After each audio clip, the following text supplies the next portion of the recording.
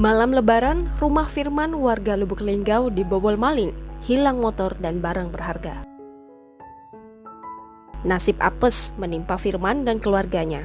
Saat menjelang Lebaran Idul Fitri pada Rabu 12 Mei 2021, malam, rumahnya di Jalan Dayang Torek, Kelurahan Ulak Lebar, Kecamatan Lubuk Linggau Barat 1, Kota Lubuk Linggau, Sumatera Selatan, dibobol maling. Dalam kejadian ini, Firman kehilangan motor Vario BG 4130HC warna coklat tahun 2019, satu unit laptop Asus ZenBook UX, dan satu unit PSP warna putih. Firman menuturkan kejadian bermula saat dirinya bersama anak dan istrinya pergi ke rumah orang tuanya karena menjelang Lebaran.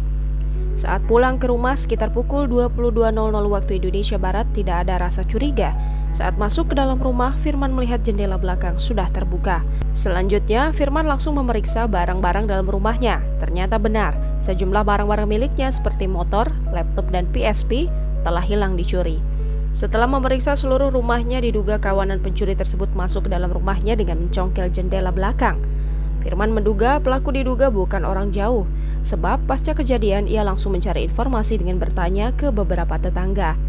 Salah satu tetangganya mengaku malam kejadian ia melihat diduga para pelaku melintas dari arah belakang rumah Firman dengan membawa sejumlah barang-barang diduga hasil curian. Namun saat melihat diduga para pelaku, tetangganya tidak curiga sama sekali.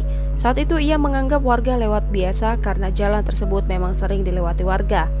Firman menambahkan kasus pencurian di rumahnya ini telah dilaporkannya ke Polsek Lubuk Linggau Barat. Ia berharap para pelaku cepat tertangkap.